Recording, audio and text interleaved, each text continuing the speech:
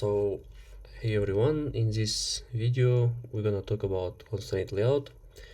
In previous lectures we've talked about other view groups like linear layout and the frame layout, and they were not so much powerful, but in this lesson we see that constraint layout has a very much power, and we can draw basically anything using it. So yeah, deep placing views in view groups like linear layout can help organize your layout. If you nest too many layouts within each other, you can make your UI unresponsive to the user input, so it becomes really slow. That's because every element on the screen has to be measured precisely before it can be drawn. If drawing an element depends on other elements, a particular view may have to be measured several times. To avoid this, one solution is to use constraint layout. So here a great video about something called double taxation. We have talked about that before, I think, but if you're curious you can watch this video, but I will recommend watch only explanation of double taxation, not all the stuff. So here in the last part it just like kind of it shows old legacy tools. They are not useful at the moment, so just watch its explanation. So here are some explanations of complex hierarchy, and in such cases your layout can be slowed down. If you use constraint layout, it will be more flattened, so it will avoid that. Yeah, so you use constraint layout to avoid some of these issues. What is constraint layout? Constraint layout mitigates many of the previous issues we've talked about, and it duplicates all the functionality of linear layout and relative layout. By the way, there is another view group which is called relative layout. It has also very much power, but its performance is like not so good, right? So it always do double taxation when it calculates like position of related views. So that's why I haven't covered it, and nowadays it's not used, so it's actively like being, if it's used, it's actively being replaced with constraint layout. So constraint layout allows developer to make layout flatter with less hierarchy and nesting. Less nesting means being able to measure layout and draw views in less passes, thus increasing the speed of the displaying the UI. Constraint layout's most important way of doing this through constraints. So yeah, let's see two more resources. I found another two resources. So first one is this one. I've attached it in speaker notes. So when you have slide, you can like find all of these links. So here's also a very good explanation. Another resource I found was this YouTube video, but to understand that you might need some like basic background about constraint layout, and you see some examples. So here are two examples, and let's continue. What's a constraint?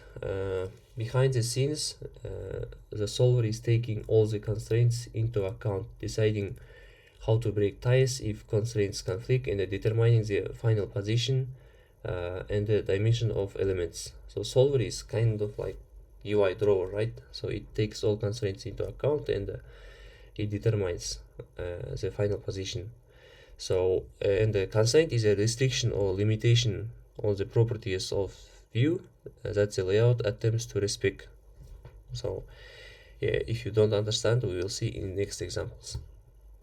So for example, in this example, the B is constrained to always to be the right of A, right? So it will be the right of A, so it has constraint. And C is constrained below the A, so this will be below the A. let's see it in code. You will see many constraints in this general form. So layout constraint, source constraint, and the two target constraint off, right? So this is a general form. And if you set these example attributes in text view within a constraint layout, it will appear in the design view like the preview on the right. In this case, the source is a current text view, while the target is a parent container. So this is a parent, this is a text view. The first constraint says I want to align the top of this text view. So I want to align the top of this text view to the top of the parent layout, right? So the second constraint says I want to align the left of this text view, so left to the left of the parent. So that's like explanation. Note that there is also left margin and the top margin. So there are two margins, like 16 dB.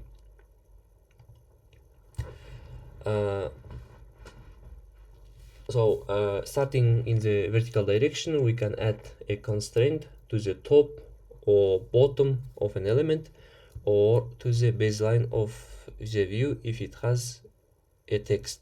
So we'll cover it in a little bit, but we can add to the top and the bottom, right?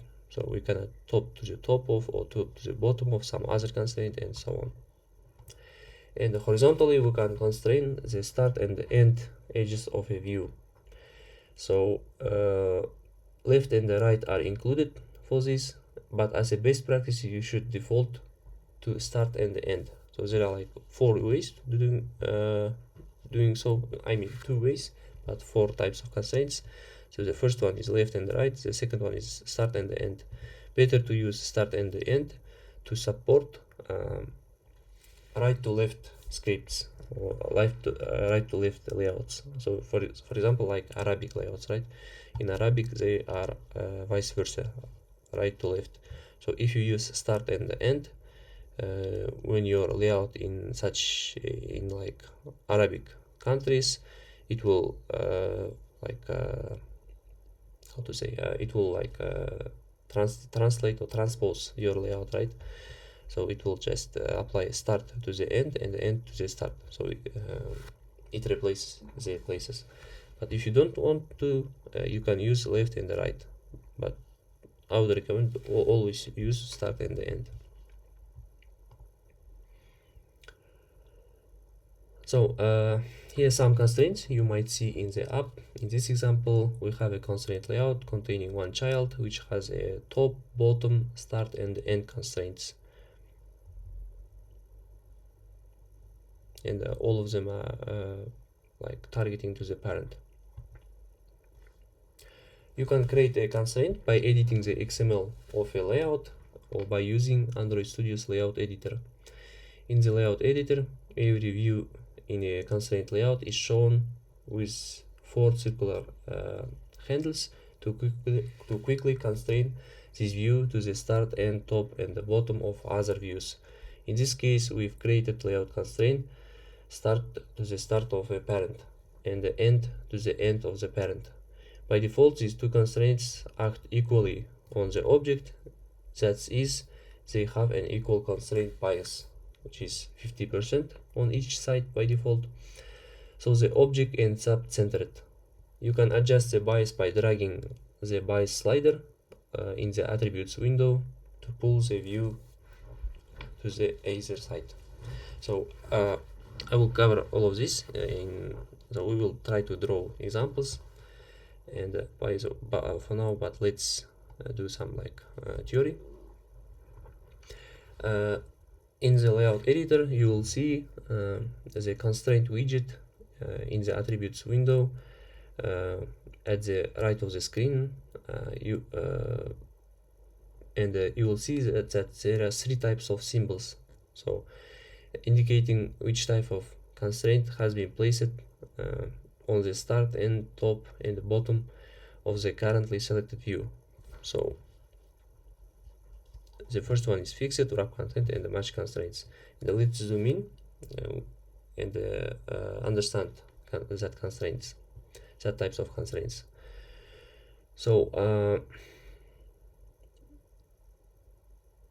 so the square to the right represents a view with a wrap content on its height and width.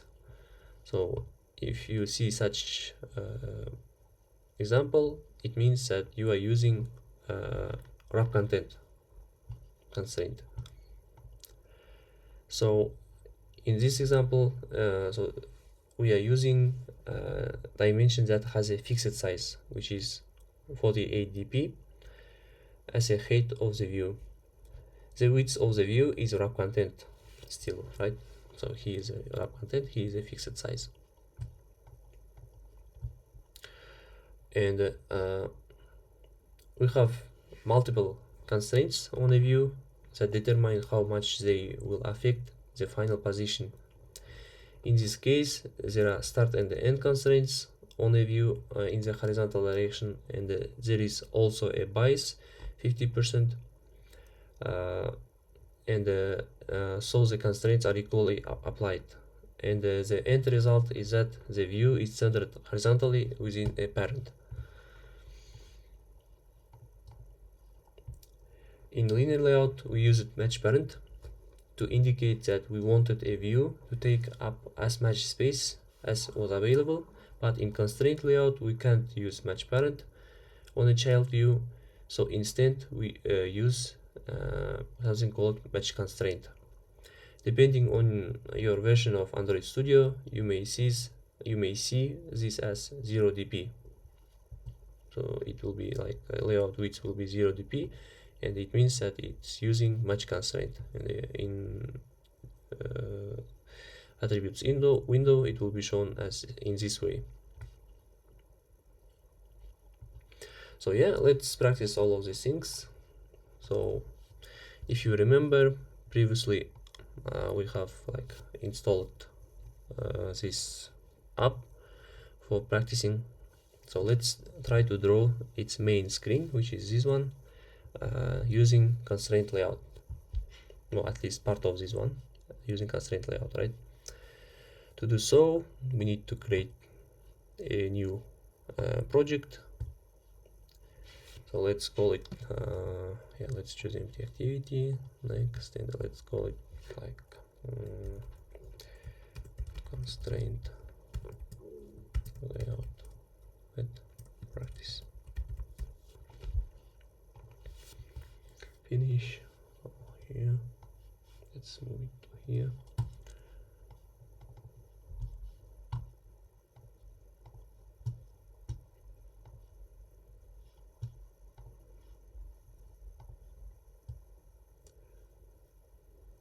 It's being built. So let's for now discuss this layout. So what we can do here, right? So we can just add this text, and yeah, here we see that the author is using also constraint layout, and we see that this text view has 3 constraints, right? Top, left, and the right. So as it has 2 constraints, like left and right, I think they are start and the end, right? So it's being centered. So this one has top constraint, which is which follows like the top text view, right? That's why it's being placed at the bottom. So in previous lesson we've used linear layout to achieve such behavior, but as you see, we can use constraints as well. So yeah, so we have a ready layout. Let's draw that one. So for the first one, we need a logos, right? Text. Logos or Lagos. Okay. Name of the city, I guess. But yeah, it's always better to use resources. Let's use resources. Let's call it city name.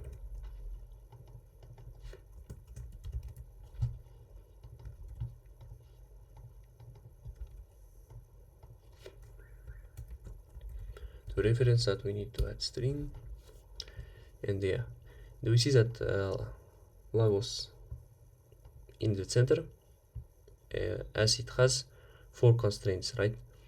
By the way, if we remove these constraints, it will argue that it need at least 2 constraints. So every view inside constraint layout need at least 2 constraints, one for vertical, one for horizontal. Otherwise, it can't like position itself, right? It will be default to the start and the top. So let's revert back and let's remove the bottom constraint, and let's add some padding, right? No, I mean margin. So margin top, let's add like 24 dp. Okay, so if we switch to the design tab, we'll see that this attributes window where we can see type of constraints. So yeah, let's try match constraint to see what happens. So we see that our view size is matches the parent size, right? And let's add some padding, and yeah, so this one, yeah, okay, I mean margin. So padding is different, right? Okay, let's add some another text view, which is day or time,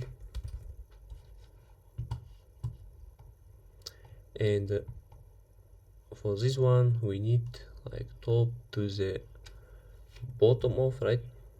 So we need to place it to the bottom of, not parent, to this one. So to like place it, we need to assign ID for this text. Let's name it city name, and we need to show it here by referencing. To reference ID, we can just type this one, but better to avoid using this plus. Why? Because if you don't use plus, it won't generate additional resource. So if you remove this one, you will see a compile error. So if you don't use plus, but if you use plus, it can generate it, like it can generate additional ID, so that you can't see compile error. So let's use, yeah, for simplicity, let's use always such text for now, like 6:00 AM.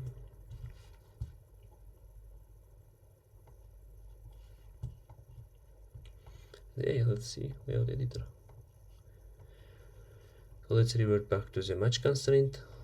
I mean wrap content constraint. So yeah, and here's our example, right? So let's use some smaller dp and so on. So to save time, let's for now draw only these 2 views, and let's continue. You can also create chains within a constraint layout. A chain is basically a group of views that are linked to each other with bidirectional position constraints. So let's see it. So yeah, it lets you act like linear layout, and in linear layout we have a weight attribute, and using chains can replace that weight attribute. So let's follow these steps to create a chain. So we want this UI.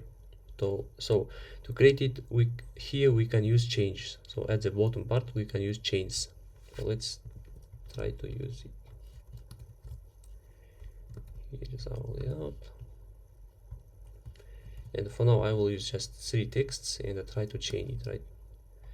So let's use design tab, before we were using XML, but now let's use design tab because it's much faster. Let's add another text view. By the way, here we can rename it directly. So text, first one is humidity.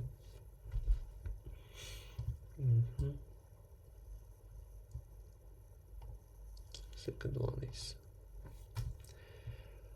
what's called pressure and the wind speed, right?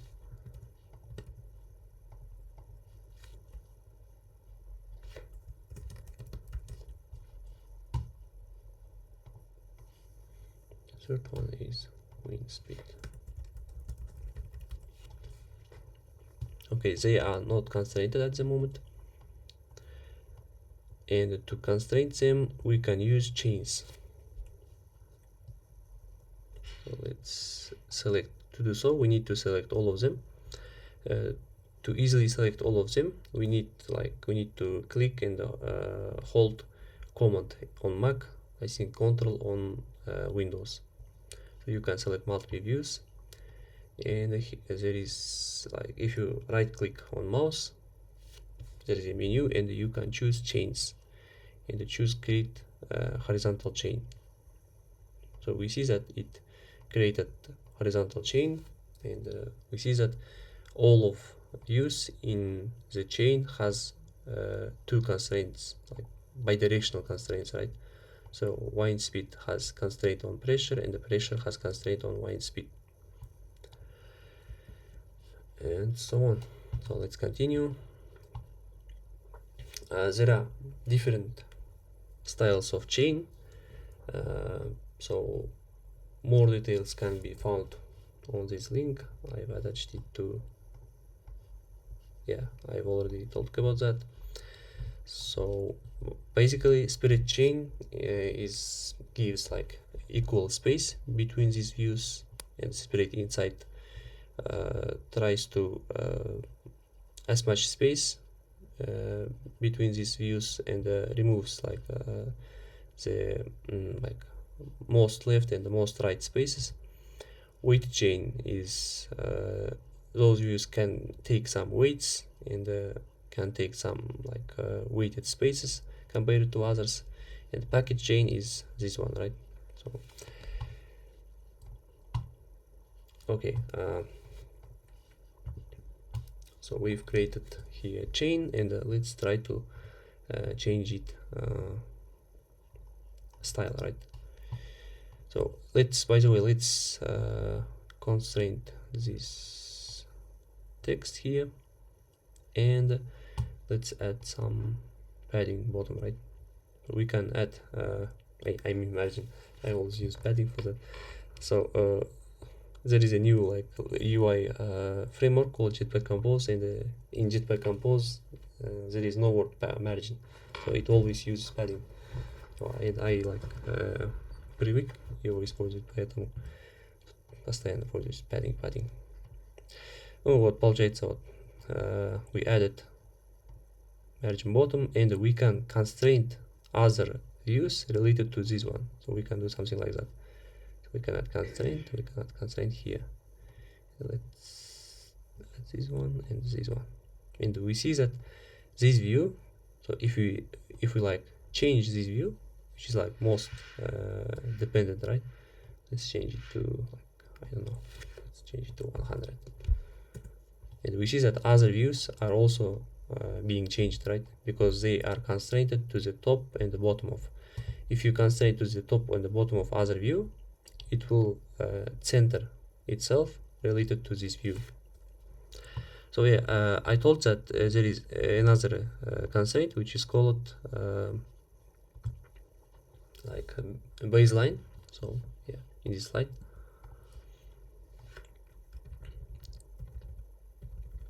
So this one. So you can constrain other text views baseline, right? So то есть можно добавить constraint, то если у вас здесь два text view, один из них могут быть dependent, типа others baseline. Baseline это вот где вот этот текст заканчивается, да? So to do so, by the way, there are two ways of view layout. The first one is this one, which is like actual view, right? The second one is something called blueprint. So blueprint, if you use blueprint, it can be easy to draw layouts, and you can use design to see it in actual, how it look like when you run on your app, right? Blueprint is useful for designing. Okay, so there is I've told that there is another types of constraints for vertical layout, which is called like baseline, right? So basically you can align text views or views that has text like button, edit text, to the baseline of each other. So let's see that. Humidity, and to do so we need to click on the right click and show baseline. So for this one also we need to show baseline. So let's see what happens when we don't use baseline, right? So yeah, let's put some padding on this text view, like padding top, right? And let's put it to 40 dp, and we see that this text, то есть они не равном уровне, да? So they have different levels. So, то есть нам бы хотелось, чтобы все эти тексты были в одном уровне, но не получилось так, да? To solve this problem, we can use baseline, and yeah, you can align them using baselines. So if you do so, their text will be in the same level. You can do also such hack for this view too. Okay, let's continue.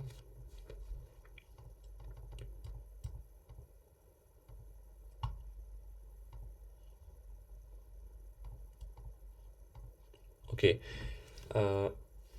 you can also position multiple views related to a guideline within a constraint layout, and the guidelines are not displayed on the device and are used only for layout purposes.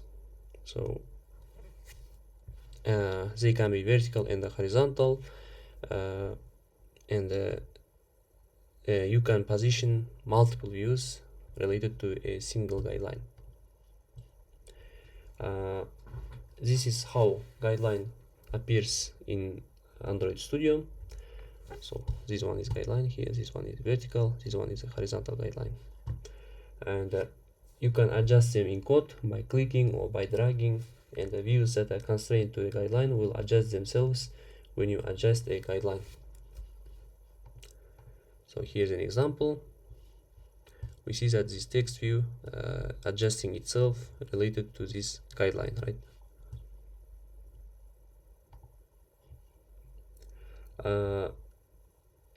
You can set guidelines specific by a specific number of dp from the beginning or end, or you can use numeric percentage between 0 and 1. Let's see some example. Okay, let's continue our app, which is this one, and if you notice that we see that there are three. By the way, in this app, I noticed that the author is using two constraint layouts. So it has this one, and another its parent, right? So I think that's extra. So and you can avoid that easily. So don't use such way, right?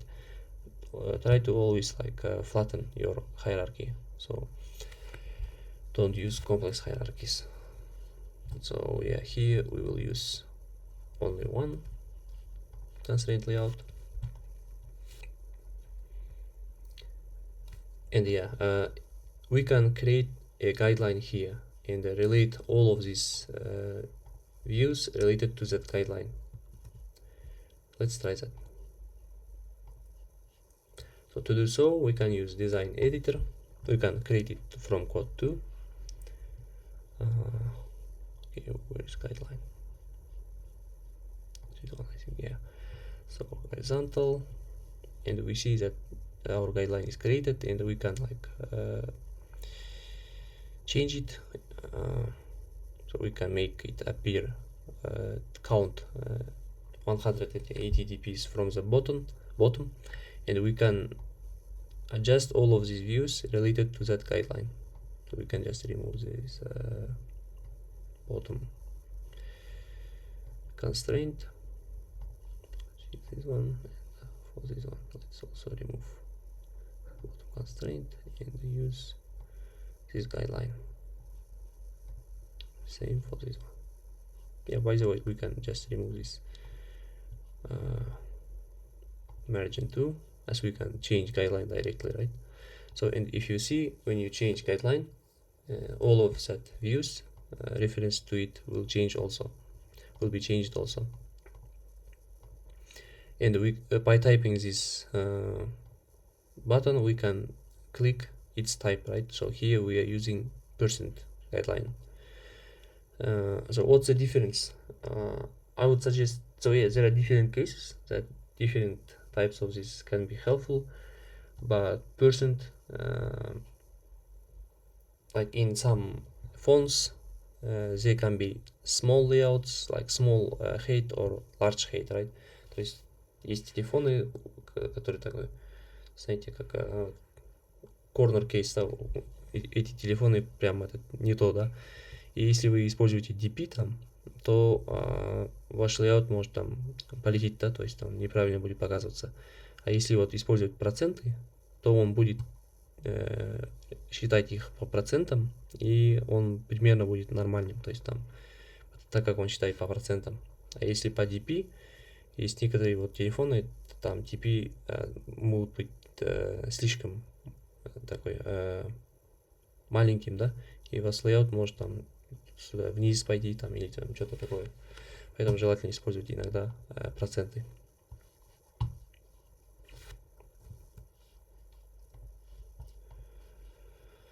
So let's move on. Yeah, by the way, you can use two guidelines, horizontal, this one, and you can adjust this bottom to this one, right? So it will be centered and so on. If you do so, its center will be moved to the top and so on. Groups control, you can use groups to control, for example, the visibility of a set of widgets, and group visibility can be toggled in code. So here's an example of group. Group contains such attribute called constraint referenced IDs, and there you can specify IDs of your views, which you need to group, right?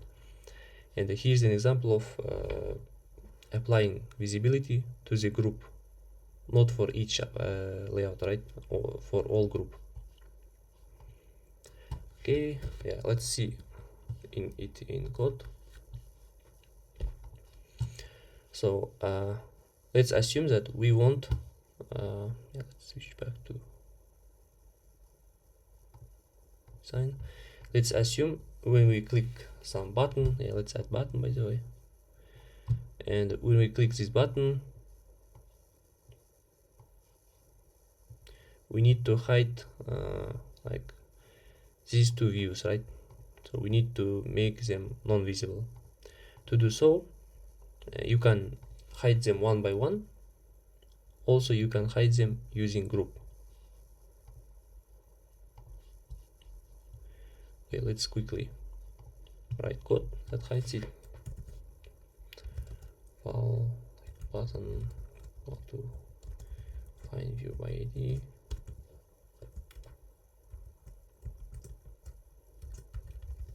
Button air ID. Button, right? Okay.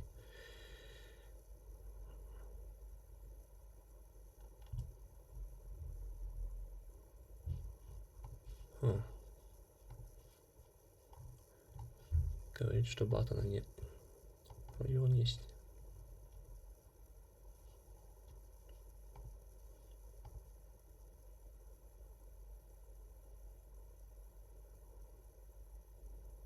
Okay, let's ignore it, this for now. Sometimes Android Studio can show strange things. And set on click listener. And here we can pass lambda. And inside this, the old way of doing that was like finding two text views.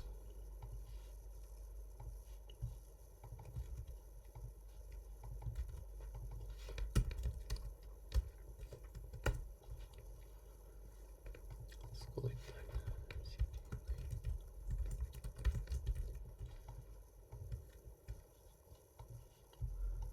second one is this one, right?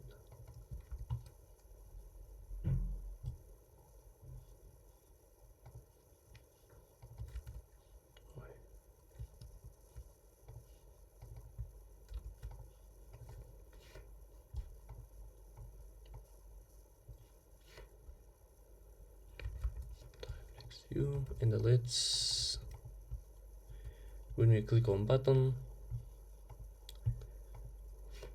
let's create some variable like right var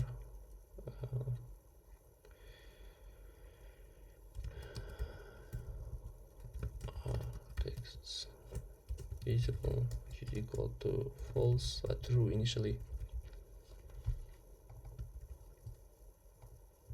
And yeah, when we click on button, if this var is true, we need to make it false initially, false, and we can visibility, which is equal to view.gun, right? To hide, we need this code.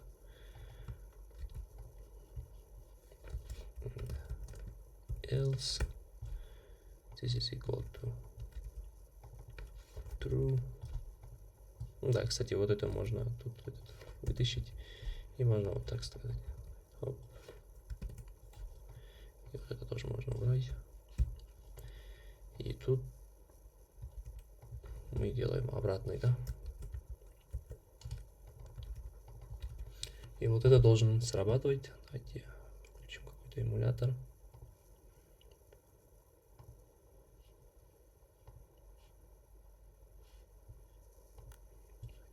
ConstraintLayout. А тут тоже этот включен inspection. Давай включим его.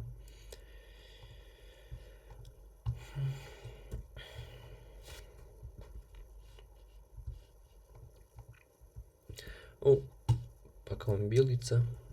Все. Вот если нажать button, он будет меняться, да? Ну, представьте, что у вас есть там куча, да? Куча текст вьюшек. То есть вот это и там вот это. И надо всех их разом так сделать hide or visible, да? То есть когда кликаешь на кнопку, всех их нужно. И что это сделать, то вам нужно будет там куча таких кода надо прописать, да? И чтобы это улучшить, можно их группировать. То есть можно использовать какой-то групп. Давайте давай групп.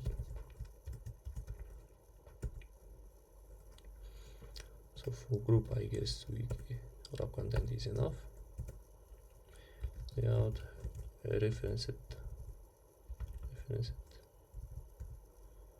Okay, let's call it IDs.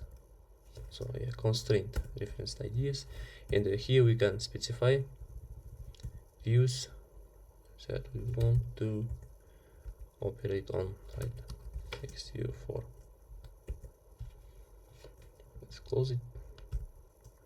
And here we can specify its ID, like group, and in code we can find it, group, right? We need to import it. one, and we can change only this one, right? So let's remove all extra code, and yeah, let's run it.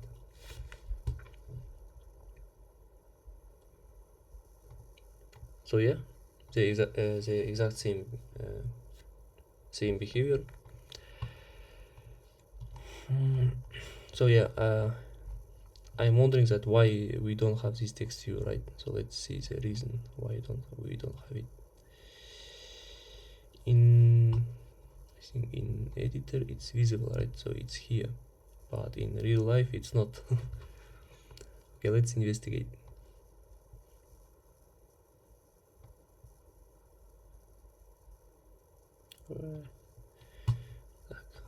This one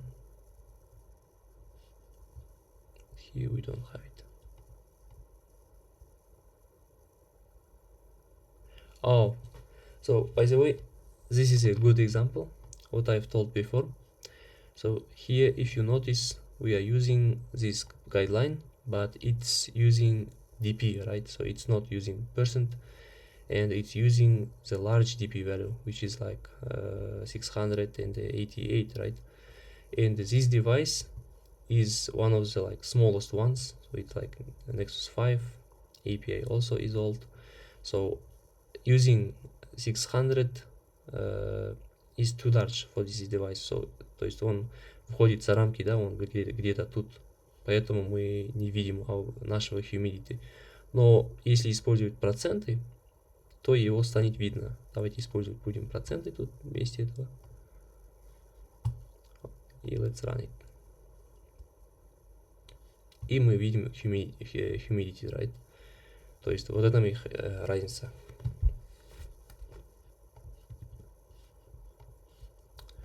So yeah, so constraint layouts are finished. Let's, by the way, in Pathway you have great examples using constraint layout, so practice well.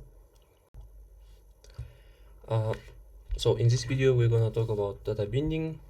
Data binding is an important concept that we will be revisiting several times as this course goes on.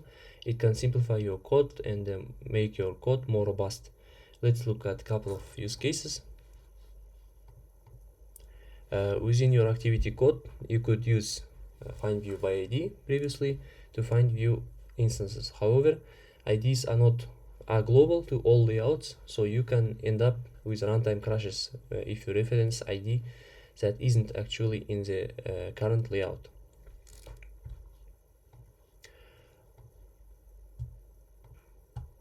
So instead, use data binding to simplify your code and catch bugs at compile time by having type safety with the views you are accessing. In this example, we initialize a binding object specifically for the main activity layout and can access the views immediately rather than having to call find view by ID individually. On the binding object instance, you can access the name, age, and the location text views by using binding.name or binding.age and so on, and you can change the text within them. Example, so binding.name .text is equal to some new text, right? This is possible because name, age, and loc are the resource ID names that we are declared on our XML. Let's look at how to modify our app to use data binding. To do so, in app.gradle file, we need to add a section called build features. Inside Android section, we need to add a section called build features and set data binding is equal to true. So let's see it. So here is our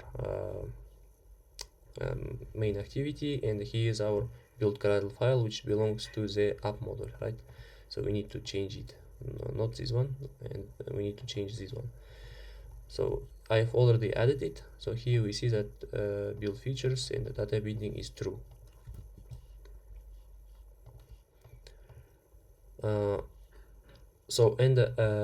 Next, we add a layout tag. When we enclose a layout in layout tag, we are indicating that we want a binding class created for us.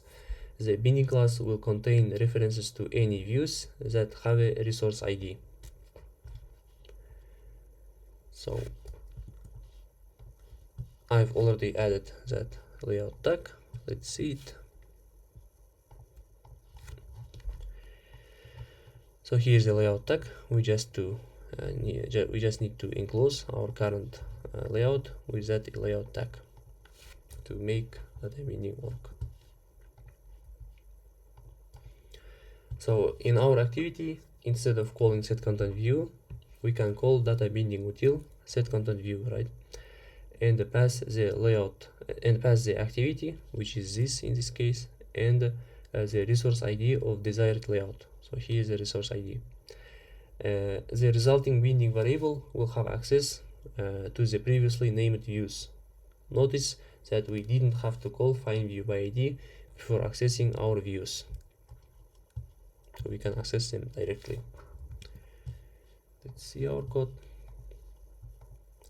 So here, before we use it setContentView, but here I'm using DataBinding util.setContentView, and this is a generated class for us because we wrapped our layout with layout tag. So this is a generated class sum. We can see it, and I'm like using val binding, and we can replace all findViewByIds with binding code. So we can just do binding.button, binding.group, and so on, and that will work.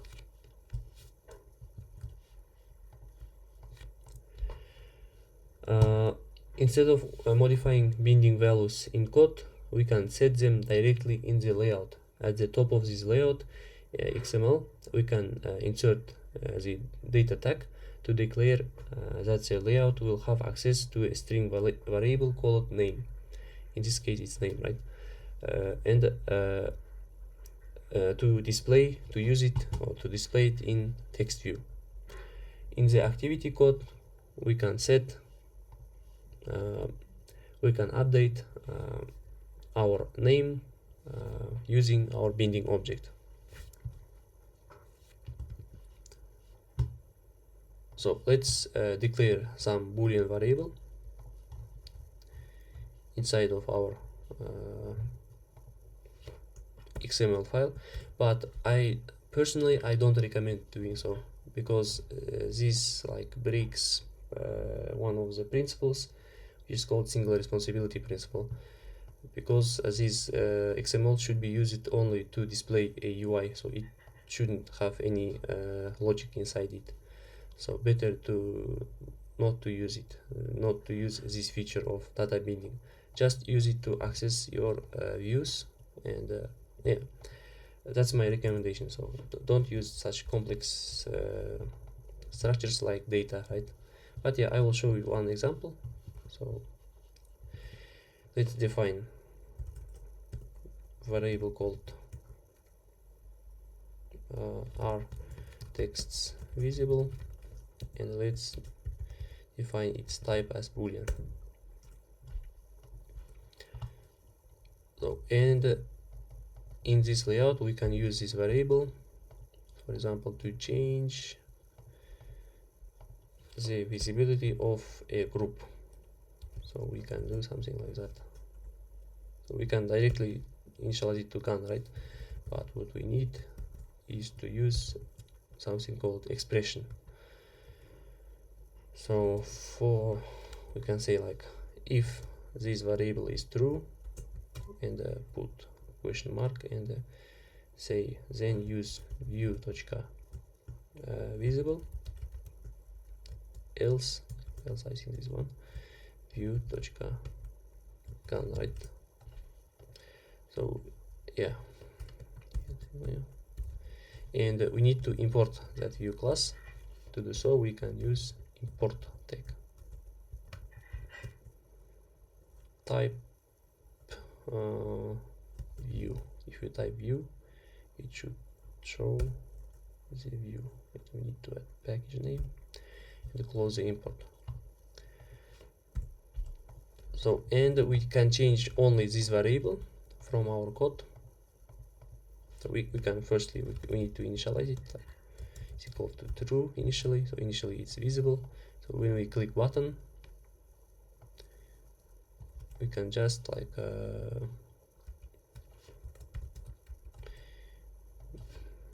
update it vice versa, right, using negation. So let's run it. Set more extra reports. Okay, compilation error.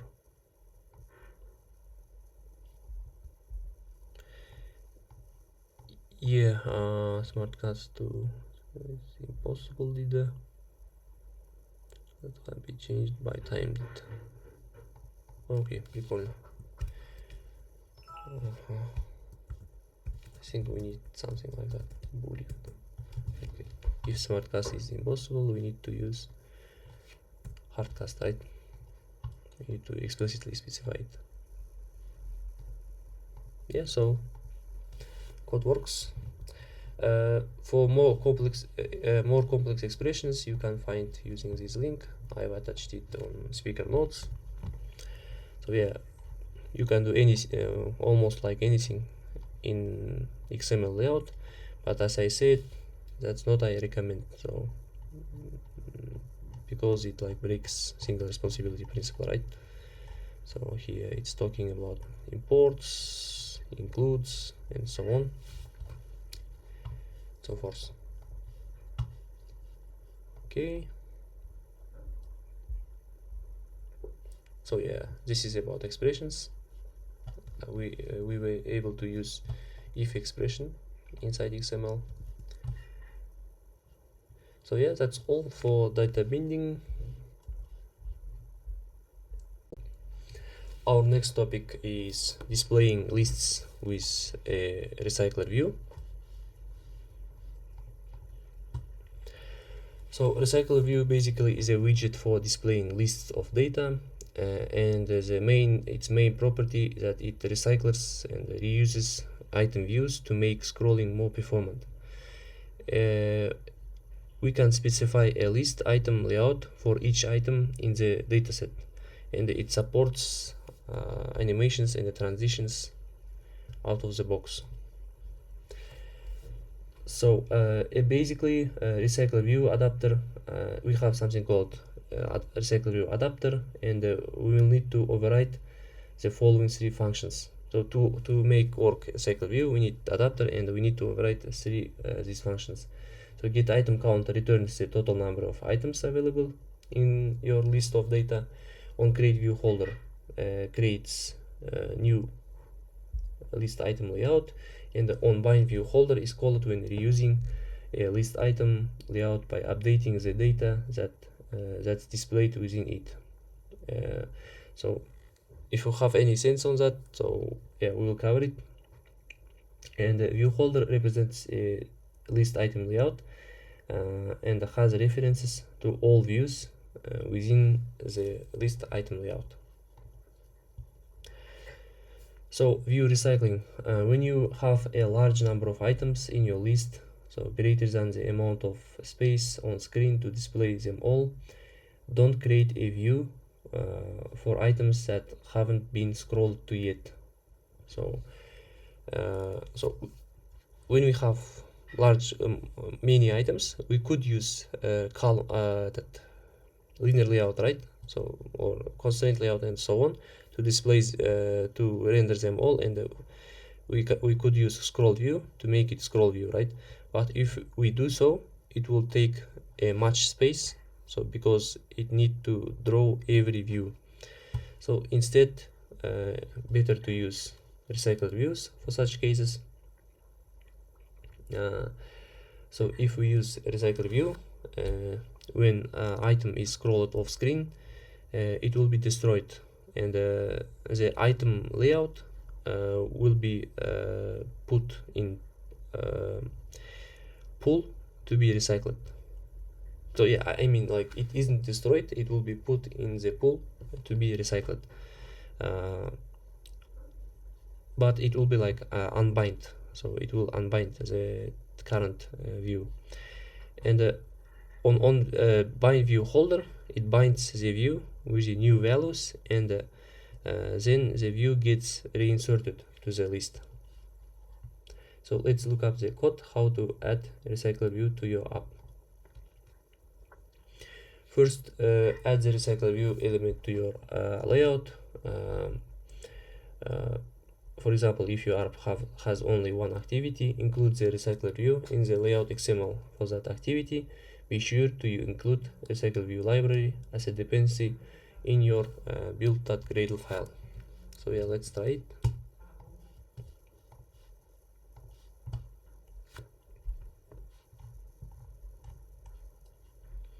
So yeah, let's remove all of this code. By the way, let's make one commit, right?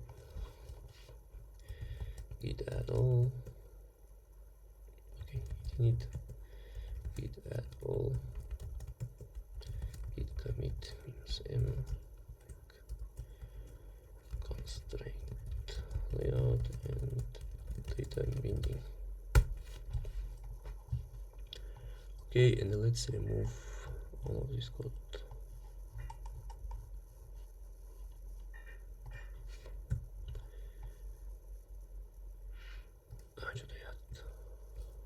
Нужно было выбрать так вот. И вот это тоже уберем.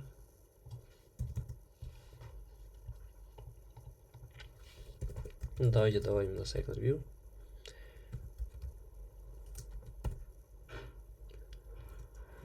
Давайте сделаем его matchParent и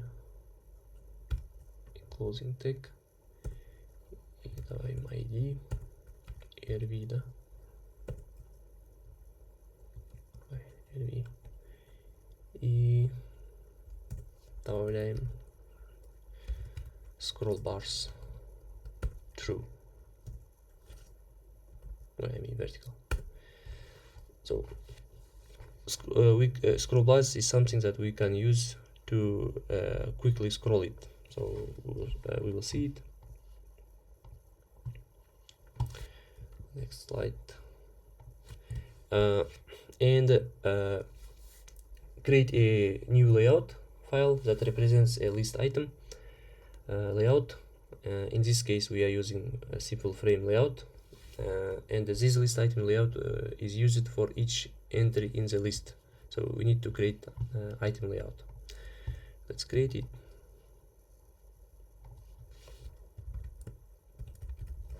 View.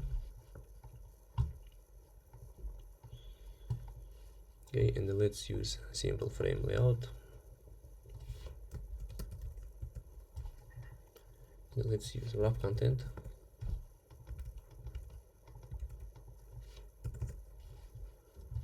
And let's put some text view in it,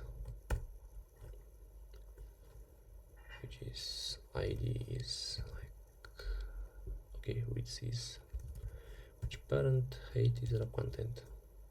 Let's close it and assign ID to it. Let's call it number, right? Okay. And next we need to create an adapter to create list items for our RecyclerView. So let's create a new adapter class, which is called my adapter. Okay.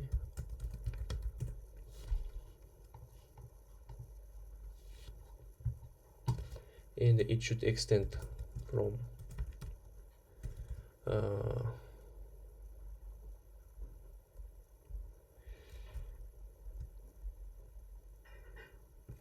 RecyclerView adapter. Yeah, but we see that it requires some generic type, right? So let's ignore it for now.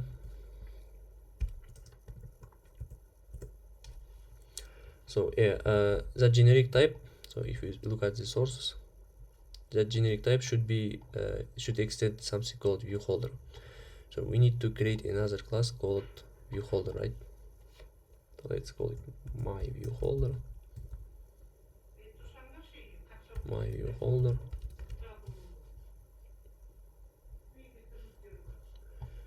Okay, my view holder. And let's extend RecyclerView holder.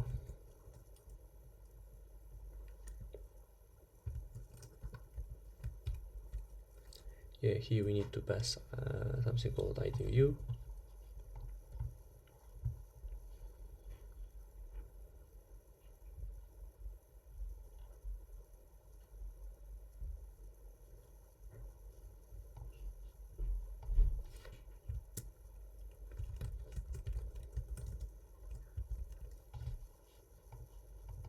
Let's pass it to this item view.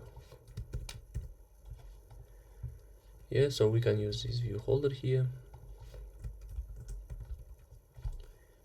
and we need to overwrite these three methods.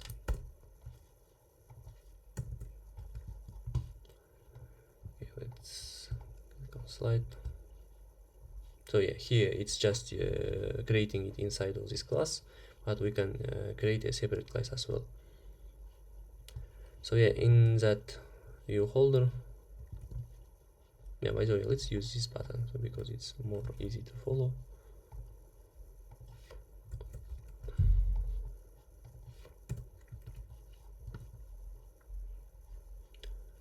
Okay. Yeah, okay. Thanks to you. So by the way, we can use here DataBinding too, but let's cover it a little bit later. Port and item view dot find view by ID and ID number. I will explain all of this stuff. Let's firstly run it. So yeah, here three methods, and on create view holder we need to create our view holder instance. To do so, we can write such code like holder. We can use layout inflator to inflate our layout.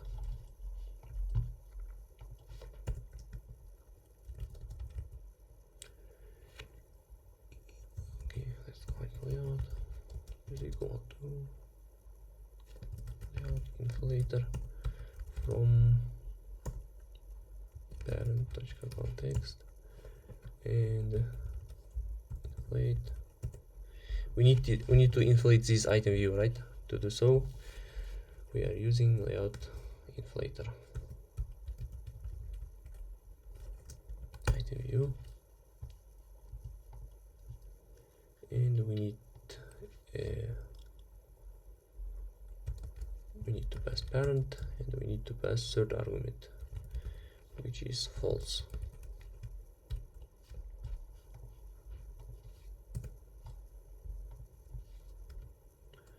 While inflating an item, it's always good to pass false. If you pass true, you might encounter some errors. So this parameter means that this layout will be automatically, if you pass true here, it will be automatically attached to the parent. So that's not what we want, right? So we want to attach this layout when we need it, like, so we don't need, that's why we are passing false here. And we need to pass this layout to our view holder. So this returns this is a view, right? So we are passing view to our view holder. And on bind view holder,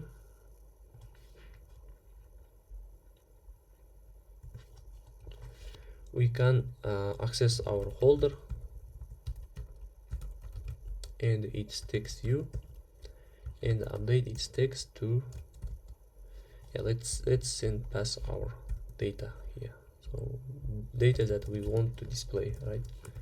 So for now, for numbers, we can just use simply list of integers, and we can get position and int, right?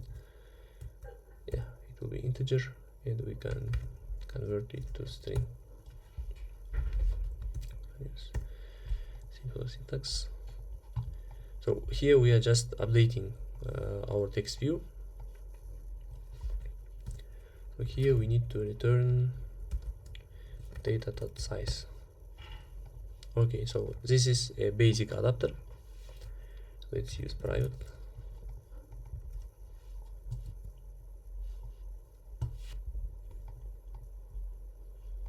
Yeah, okay, let's this one. And in code we need to attach this adapter to our recycler view, and we need to attach a layout manager. Let's attach it. So yeah, we can, as we are using binding, we can do something like that. Binding that recycler view that layout manager is equal to linear layout manager. We will cover this recycler view in detail in next lesson, in future lesson. So if you don't understand all of these things, don't worry. For now, we are just covering some basics of it. So by the way, this is also powerful, one of the powerful layouts in Android. Let's, yeah, adapter. Okay, binding.rv adapter is equal to my adapter, and we need to pass some list, right? Let's pass some list. Okay, we can do something like that, from 0 to 100, like, to easily create it. So this is a range, right? So we can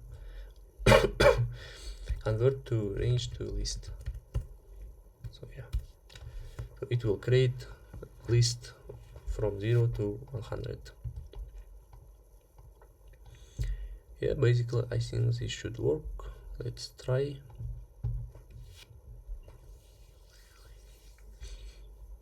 Okay, so here is our recycler view, and so let's explain all of these things we have done, right? So this is our recycler view and how it works. So as I explained it here, it doesn't create 100 views at once. It will create like 101 views. That's probable, right? Maybe 100 and wait, I mean not. It will create 27 or 28 views. So here in one screen there are 26 views can be displayable, right? So it won't create 100, it will create 28, for example, views. So, то есть он не будет там все сразу инициализировать, да?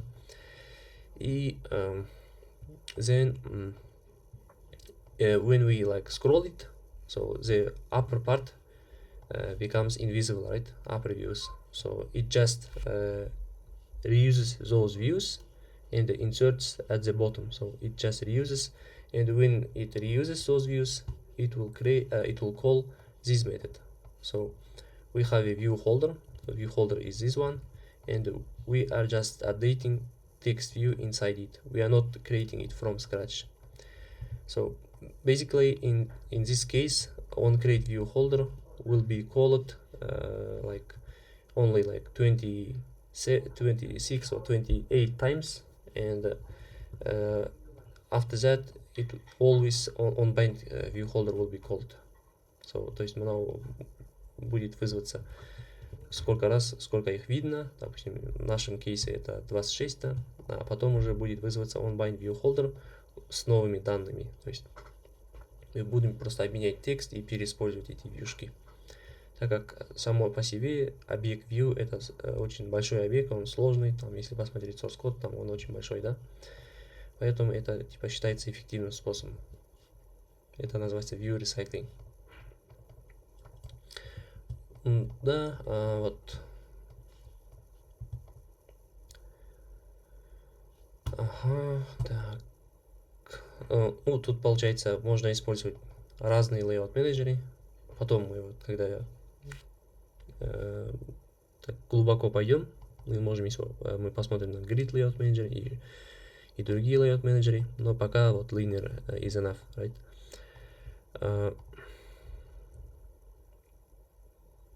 Вот basically that's it. Yeah. So another cool thing to understand all of this is to use debugger. So let's use it. So yeah, let's add some padding around that. So let's add some padding around this text view. Padding, and let's add padding vertical. Let's add some large padding, right? Let's add some 100 dp for learning purposes. Let's add 1 dp. So if you run our app, we will see list views, so 0, 1, and 2, right? So let's see how many times this onCreate view holder and the onBind view holder will be called. So how it works right under the hood. Let's attach debugger, or we can use like this button. And yeah, so we see that initially it calls get item count, and if we continue, it calls it again, okay. And we see that onCreate view holder is called, right? So, and then onBind view holder. So initially it creates view holder, then binds it, right? First time and get item. Don't pay attention to this one, because this is a very fast operation. So it may call it as much as he wants, right? So it's constant operation, and this is very fast. So don't pay attention to that. So in the onCreate view holder is called second time. So layout inflating is a costly operation. So this one is costly. So we must call it то есть как можно меньше, да? So it calls it third time, and the onBind view holder also third time, and after that it won't create any view holders. So it won't inflate, right, any layouts. It just uses existing views which are already inflated and updates their data. So let's see what happens while we scroll. So yeah, okay, it called one more time it. So now, okay, second time. So it shouldn't call it now. Okay, third time. Yeah. I found the bug. So we are using our RecyclerView incorrectly. So we are using, so let's see our code. We are using match parent here.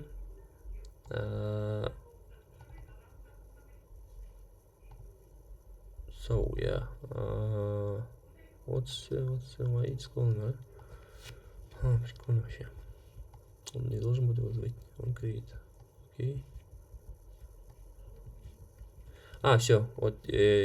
So now it's calling only onBind view holder, as you see, right? So it's created like pool of view holders. So I think it was like 8 times, 7 times, but after that it's just using existing view holders. So it's calling only onBind view holder. So yeah, try to understand. If you have any questions, you can ask on practice hours, on lecture hours, and so on. Yeah. Let's summarize our lecture. So in this lesson, we have learned about constraint layout. So we do these steps in previous lecture. So in this lecture, we learned about constraint layout and DataBinding and RecyclerView and its adapter. So basic knowledge about RecyclerView, right? So to learn more, you can read these resources. Also, you can read resources that are in speaker notes in each slide. And your homework is this layouts pathway. This is a like great pathway. So it explains all the things in detail. And here some rules, right? So before, I noticed that this pathway uses less runs. so it has less run steps,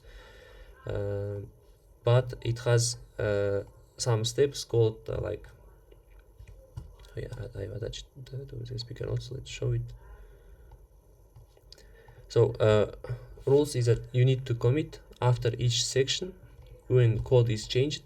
So there are some sections. Let's look one of them. So for example, in this code, this is the first section, right?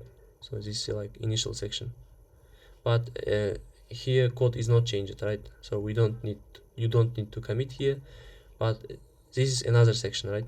And here we are changing code. So changing code, adding some padding and so on. And when section is finished, you need to commit it. And here another section. So and when section is finished, so here it's finished, and here we see another word like you will look like this. So your code will look like this, and in such steps you need to commit your progress so that I can verify your progress.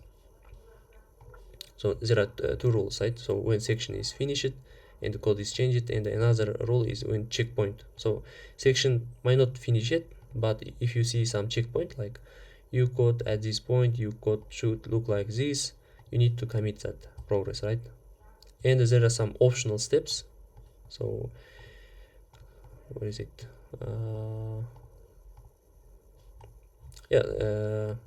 think this one, or yeah, maybe in next labs there are some optional steps, and you need to do those optional steps too.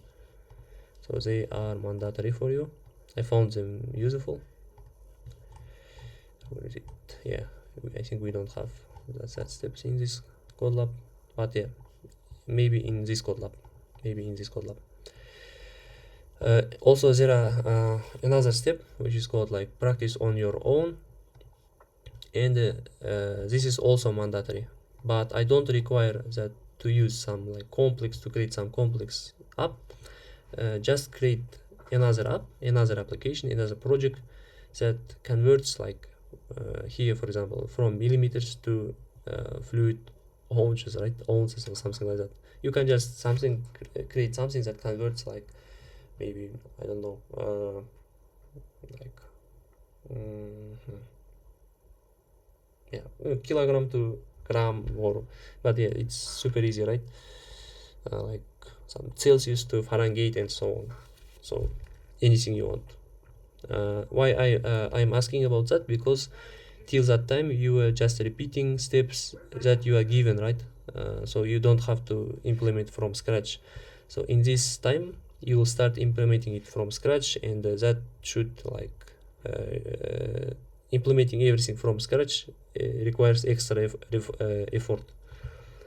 Ну, то есть до этого вы голову там не загружали, да?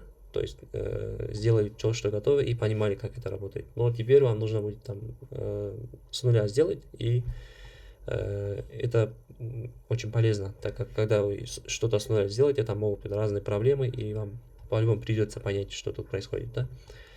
Ну, это very simple, то есть там можно просто добавить один edit текст, один там text view, да, и один button, да, вот, и с тремя можно, в принципе, сделать, и это не хватит лично. Но если хотите там комплекс, можете комплекс сделать, как хотите вообще. So yeah, so I've like counted number of commits on each layout. So in each code lab, so there should be about from 14 to 17 commits for this code lab, and from 13 to 15 for this calculate the tip code lab, and these ones for third code lab, right? So anything less, like I will check it like in detail why it's less and so on. Yeah, so here's another additional homework. So there I also explain it here, practice on your own. And in this, so here you will create just UI, and here you will create its logic, right, and so on.